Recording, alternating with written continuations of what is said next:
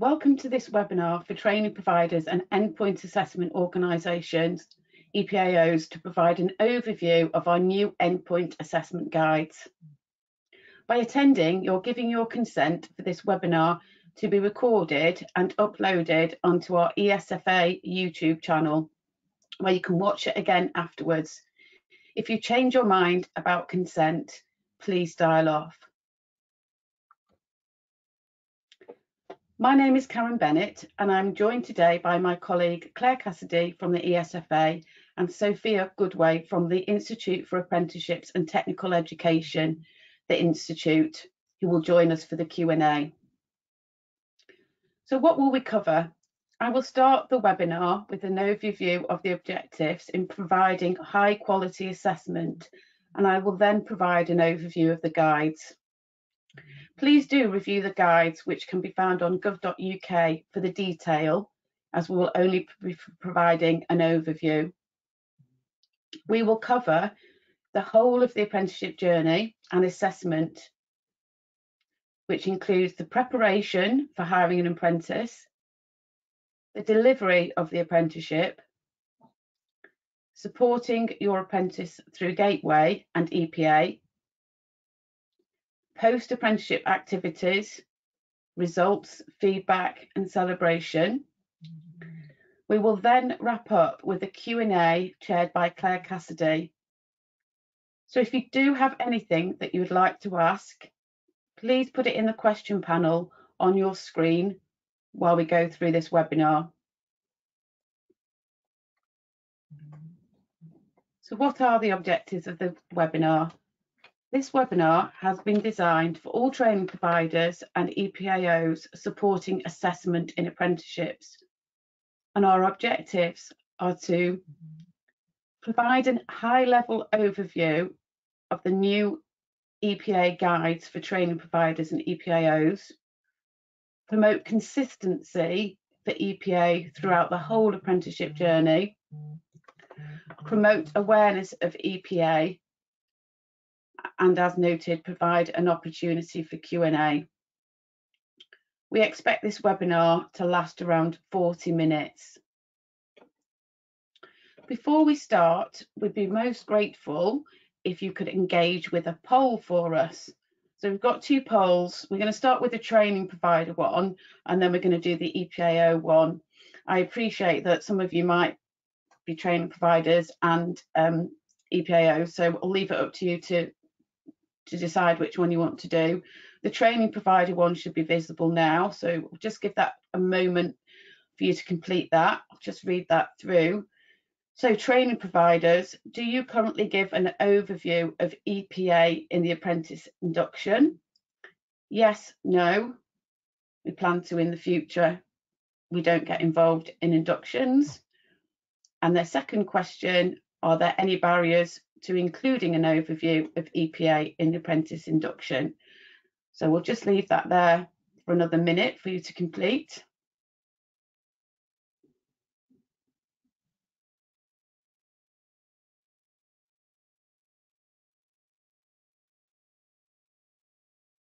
And then the poll for the EPAOs, I'll just read that through. So when do you discuss reasonable adjustments with your employer apprentice training provider?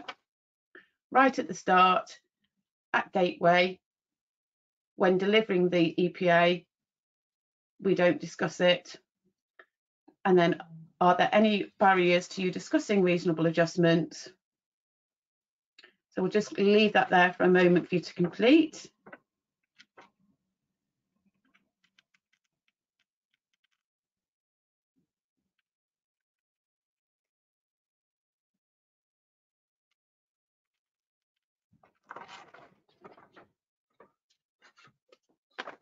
So thank you very much. We will revisit the poll questions at the end of the webinar, but thank you very much for providing those the updates on those polls. It's really helpful for us. So on this slide 5, we can see a screenshot of both the EPAO and training provider EPA guides. Both the EPAO and training provider guides can be found on gov.uk. As noted, this is a high-level overview on this webinar, so do please review and use as you go through the whole of the apprenticeship journey with your employers and apprentice. And of course, these will be extremely helpful for training providers and EPAOs working together. Please also prompt the apprentices and the employers to use their guides and go through them with them as well. I'm now going to talk about the overall objectives of why we're introducing the guides to provide high quality assessment. And I'm going to talk a little bit about the background of the EPA guides. So many of you might have been involved with this. So in conjunction with stakeholders, so apprentices, employers, EPAOs and training providers, we developed the 4 EPA best practice guides. So one guide for each stakeholder. And these guides were developed to outline roles and responsibility during the apprenticeships, build better awareness of the endpoint assessment earlier in the apprenticeship programme, increase the value of endpoint assessments, make the apprenticeship journey and assessment process clearer, and ensure a quality experience. These guides were developed as part of an EPA awareness campaign, which will further promote EPA to the relevant audiences with the objective of providing high quality assessment. This campaign will involve working with employers, apprentices, EPAOs and training providers to increase awareness and understanding of their roles and responsibility through endpoint assessment, through sharing of the best practice guides, the need to bring EPA to the front and all the way through the apprenticeship journey, and finally the value of EPA. As noted, a key objective of the guides is to promote consistency for EPA throughout the whole of the apprenticeship journey. And slide 7 shows the whole of the apprenticeship journey, and through these guides we want to ensure that EPA is considered all the way through the journey, from preparation, delivery of apprenticeships, apprenticeship support, gateway and EPA, results, feedback and celebration, and all the way to achievement. So I'm now going to provide an overview of the guides.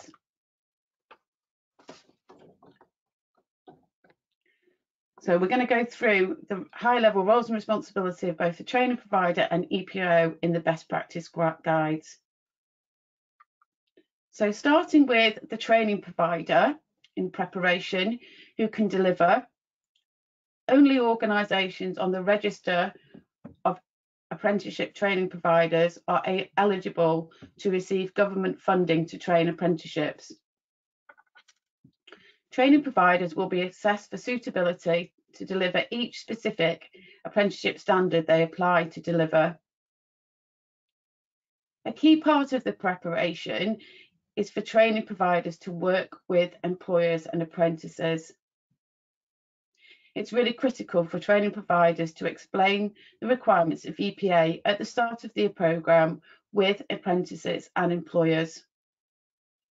Training providers should discuss the roles and responsibilities of the apprentice, the employer and the training provider, using all of the guides to assist with this, ensure that all parties agree to the apprentice commitment statement.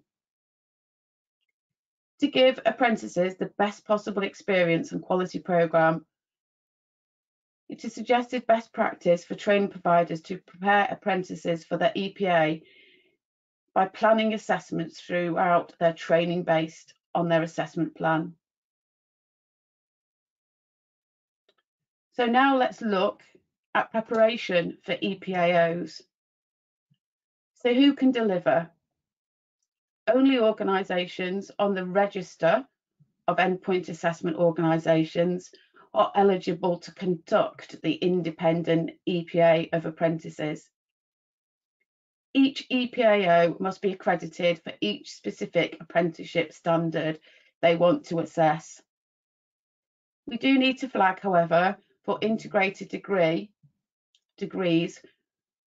whereby the process is slightly different for integrated degrees, as for these standards, the university or higher education institute providing the training will also be the EPAO. What is the external quality process, the EQA? EQA monitors the EPA that apprentices undertake at the end of their apprenticeship to ensure that it's fair, consistent, and a robust process across different apprenticeship standards and between different assessment organisations. All EPAOs on the register must act in line with the conditions of acceptance, which outlines their responsibilities for EPA delivery. I will now move on to look at delivery and best practice for EPA for both training providers and EPAOs. And we're starting here with training providers. Firstly, a contract needs to be in place with the chosen EPA provider. Apprentice contact. So to make sure the apprentice is fully informed of the EPA and to give them the best possible chance, it is suggested best practice that EPA is discussed at the start, ideally, if possible, at the induction. With support from the employer, the training provider must complete an initial assessment in line with the guidance. The training provider should provide an overview of the assessment plan and explain that the apprentice must pass their assessment to complete their apprenticeship. Let's talk about the employer and the EPAO agreement. Make sure the employer really understands the EPA process and is prepared right at the start. So there's just some examples to talk through here. So for example, you should have an understanding with the employer and an EPAO on the logistics, potential dates, notice period for the assessment, assessment costs and processes, and any reasonable adjustments.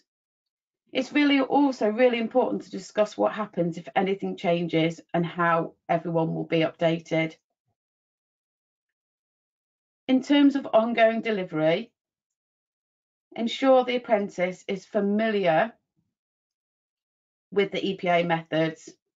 So what are they, the different types, and explain to these what they involve. So for example, some apprentices might never have heard of a professional discussion. So talk it through with them as soon as you can so that they're more prepared. And explain, how much time they will have for the different assessment methods as well. It is a good idea and good best practice to mark and assess all their assignments in line with the EPA grading criteria. This gets the apprentice familiar with the grading criteria. So we're now just going to move on to look at delivery and the roles and responsibilities of the EPAO.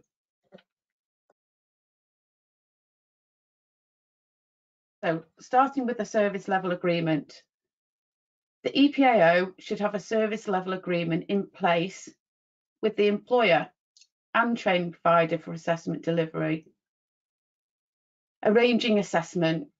So the guide covers the key aspects to cover with the apprentice, the employer and training provider to make sure everyone is prepared and the best experience is had by all. This includes explaining to the apprentice, the employer and the training provider how the assessment process will be managed.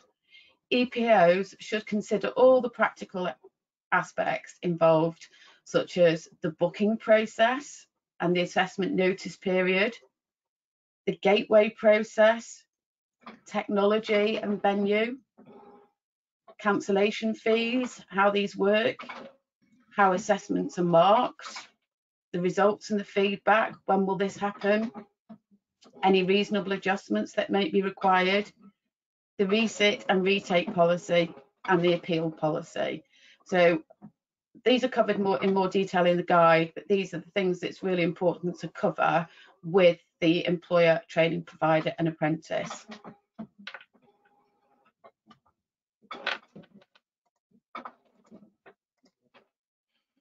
We're now going to look at preparing for Gateway and EPA.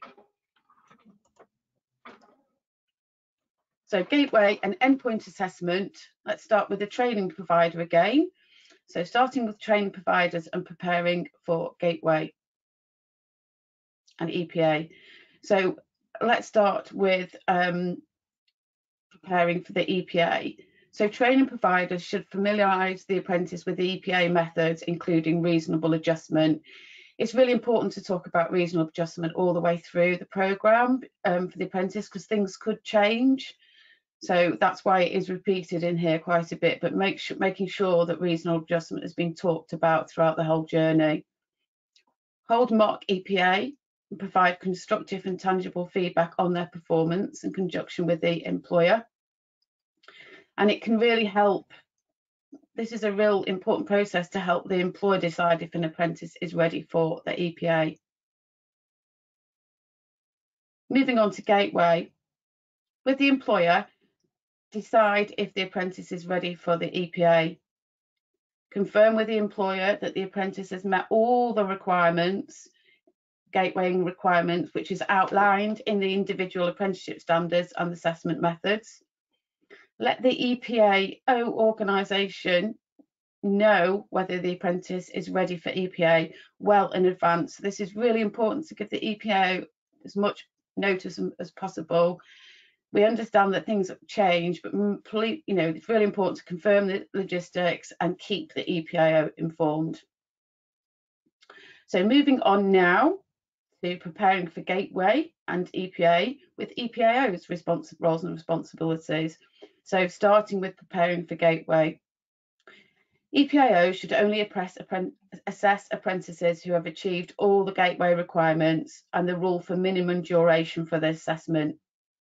Before each EPA, in line with the register of EPAOs and the conditions of acceptance, check, verify and document for audit purposes that the apprentice has achieved the Gateway requirements, including mandatory qualifications. Delivering EPA.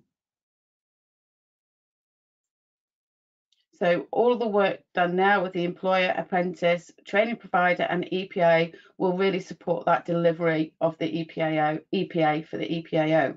The EPAO will deliver the endpoint assessment in line with the assessment plan, ensuring any agreed reasonable assessments are made. As noticed, it's really important to discuss these reasonable adjustments throughout the journey in case things have changed.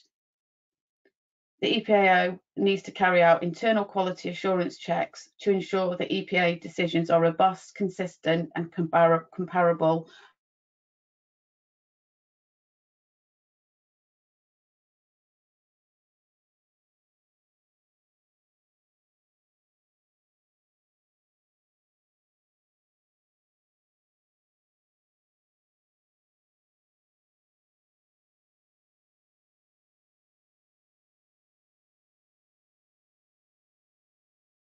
Results and celebration, starting with the resits and retakes.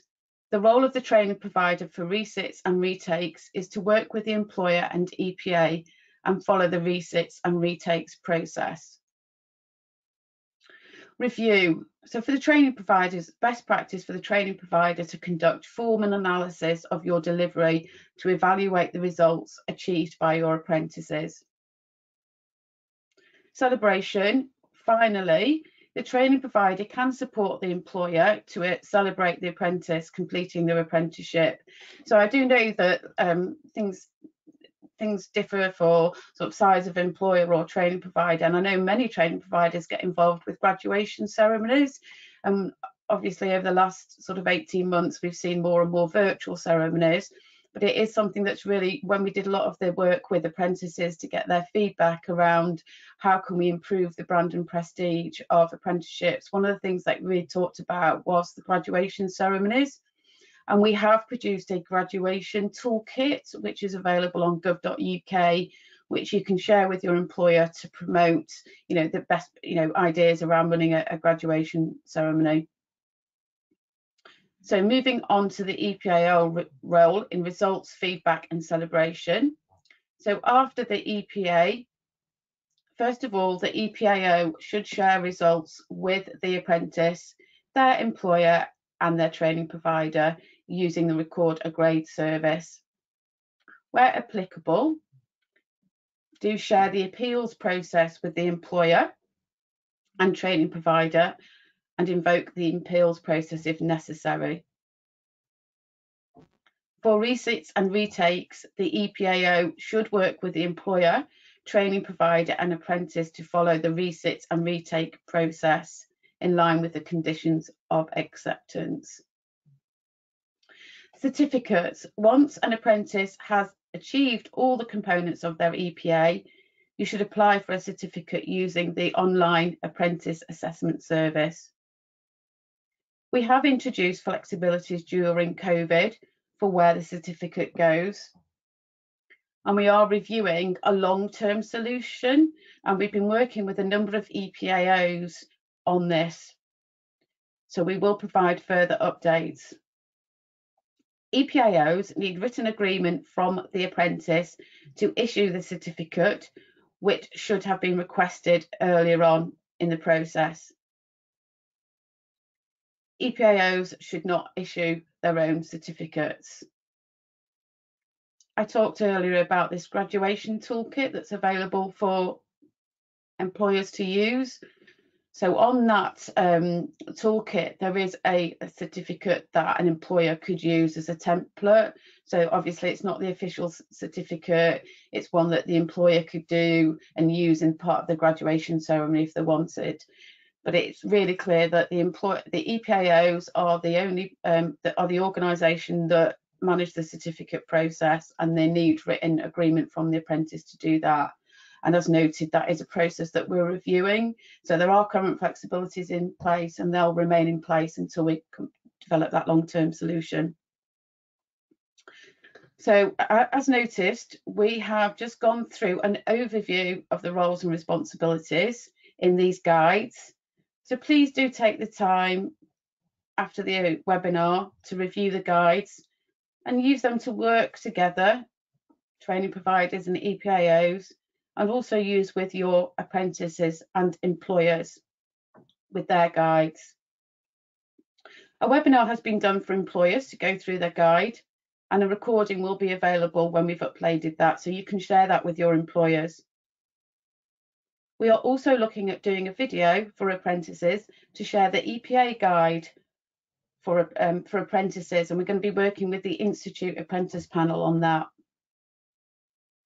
We do hope you found this webinar useful, and we're now going to revisit the polls based on to get your views just on how you feel after listening to this webinar. So as I say, the polls are really useful for us, particularly as we go on to develop further ideas around how we can increase awareness of endpoint assessment. So just starting with that training provider poll. So again, if you are both a training provider and an EPAO, that's fine, just complete both polls. So again, training providers, will you now be giving an overview of EPA in the apprentice induction? We already do this, we don't do this and don't plan to, we plan to in the future. If you're not able to give an overview of the EPA at the apprentice induction, please explain the barriers. So I'll just pause there.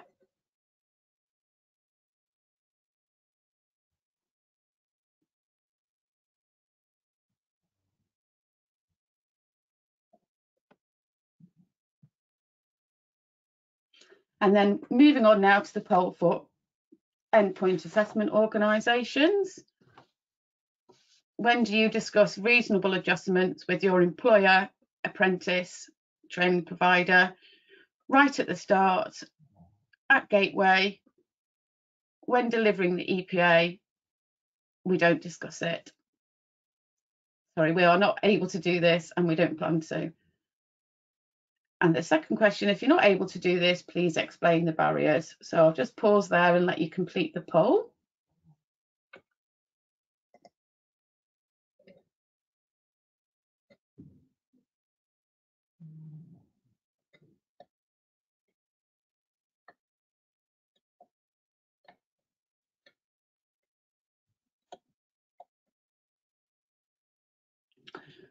Okay, so thanks very much for those of you that completed the poll. As I say, it's really helpful for us in terms of developing our EPA awareness campaign.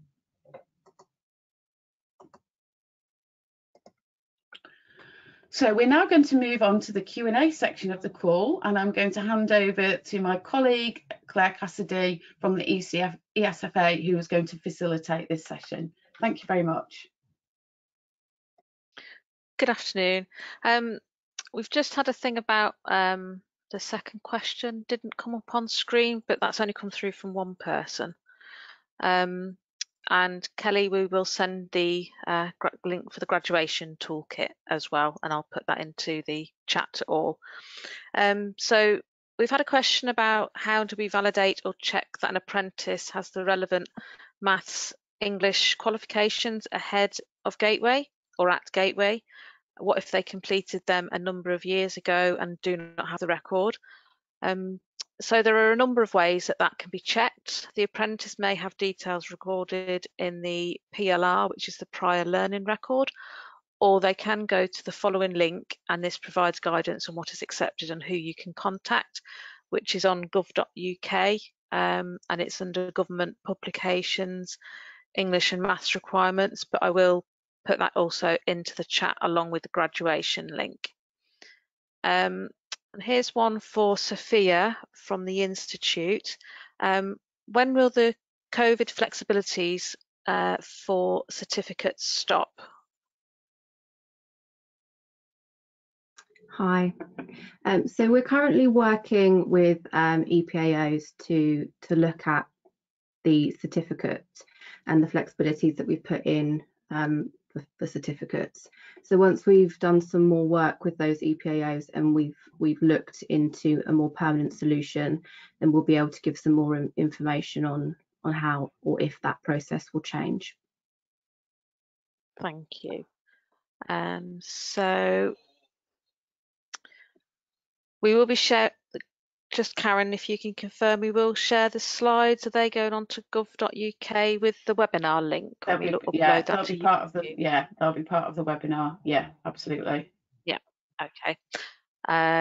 Will there be a webinar in the future on how to apply to become an EPAO? Do we have that one recorded somewhere else?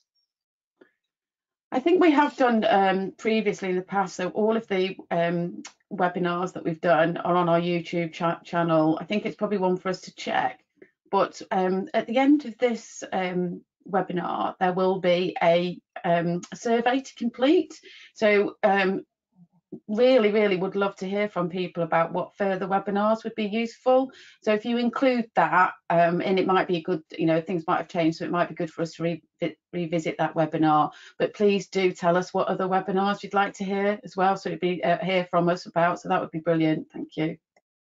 Thanks, Karen. So the next one is, can EPAOs issue their own certificates? So no, EPAOs need to have written agreement from the apprentice to issue the certificate, which should be requested earlier on in the process, and they should not issue their own certificates. They can issue a statement of results, which should go to the employer and the provider and obviously the apprentice ahead of them claiming the apprenticeship certificate through the apprenticeship service. Okay, we are really struggling to get notice of endpoint assessment. What should we do? So the best practice guides are here to confirm to all stakeholders, including employers, that it is important that you engage with your chosen EPAO at the start of the apprenticeship wherever possible, to ensure that your apprentice is fully prepared for their endpoint assessment. Do all you can to support this message, and this is also covered in the funding rules, which state that the employer, in consultation with the main provider, must ensure that the apprentice is prepared and understands the endpoint assessment process. Engaging the EPAO can be at any time, but to ensure timely delivery of the EPA, the dialogue must commence at least 6 months before the planned end date of the apprenticeship. As part of this process, all information required for the EPA must be ready to present to the EPAO for the gateway. So the next one, as a training provider, can we select the Sorry, Claire, can I EPAO just on behalf of the employer? Yeah. Sorry, Claire. I was just going to say, just on that question around engagement, as you've probably heard throughout this webinar, the purposes of the guides are really around, explaining roles and responsibilities, but also trying to bring endpoint assessment to the front of the process. So we're really keen to hear from people around ideas around how can we do that, training providers, EPAOs, employers, apprentices, through our EPA campaign. So if anybody's got any further ideas, then please do share that on the webinar poll as well. So we are trying to do that. We're doing thinking about communications that we can do in further webinars. So if anybody's got any other ideas, we'd like to hear from you. So sorry to interrupt there, Claire. Let you go with the next one. That's okay. There's been a couple of questions through about the links to the guides. Now I have put that in the chat rather than responding to some of the questions. So if you click the arrow on the chat, you should see the links for the guides. And I will. There's a link also to the celebration information, and I'll put the links to the guides within there as well. I've got a question that's come through for Sophia, but it might be one to take away. Why does the level 3 early years educator standard differ in the first aid requirements? It's very specific. Yeah, I'll probably need a little bit more information about that one, Kathy. So I will send you my email address in response to your question, and we can take that one offline. Okay, thank you. So next one, let me go back to. So as a training provider, can we select the EPAO on behalf of the employer? Just to say it is the responsibility of the employer to select the EPAO and negotiate the price within the funding band for assessment, but they can ask you for support to do that in selecting an EPAO. So you can offer some guidance on where they would go, or proposed EPAOs, but it is their final decision as to who they select. And we've got a question on how can we support with the celebration of an apprentice successfully completing their apprenticeship. So you can support the employer to celebrate the apprentice completing their apprenticeship, and it could be through graduation ceremony or sharing their success on social media with their permission. And I've also put a link into the chat of where you can find some guides on that on gov.uk.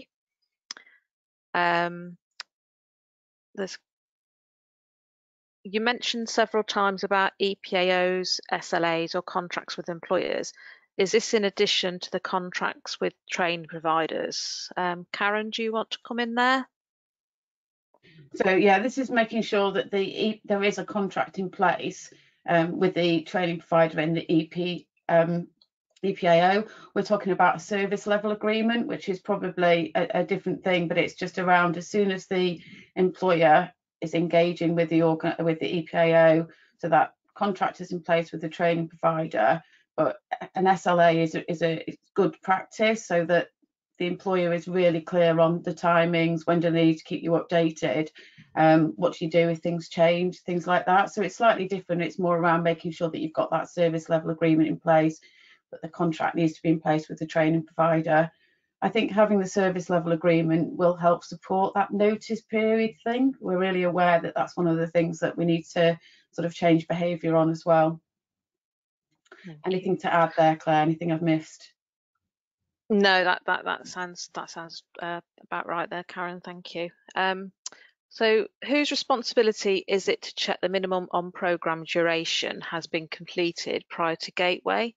That should be completed, correct me if I'm wrong, Karen, is with the training provider. So they should be checking that they've completed the requisite amount of off-the-job and on-the-job training to meet the minimum requirements of the programme. So that should be done by the training provider, obviously with the support of the employer, ensuring that they get the right on-the-job training. Yeah, absolutely. I was just going to promote actually another webinar that many of you might have attended for a training provider one this week on required prior learning. So we've obviously done a lot of work recently on updating the guidance around that, but there was also a webinar on this topic on Wednesday. If you didn't get to attend, then that will also, the recording of that webinar will be available shortly on YouTube. So just promoting another webinar there. Okay, thanks, Karen. Another problem with some sound.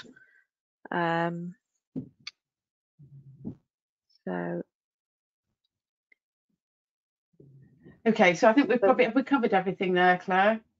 I think so. A lot of them we've, and I can respond to any others offline outside of the meeting, so I can follow up with an email on there. Okay, brilliant. So thank you very much, everybody. So thanks very much to Claire and Sophia for facilitating and helping with the Q&A section. Obviously, you can also get more information on the apprenticeship support site as well. So many thanks for everybody's participation on a Friday afternoon. So thank you so much. I hope you found the session useful. And after the once the session's finished, we will share a short feedback survey. If you are able to complete it, that would be really, really appreciated. And this is an opportunity to let us know around what other webinars would be useful. So we will upload a recording of this webinar onto our YouTube channel shortly. So I just want to say thanks very much for everybody attending and goodbye. So thank you very much.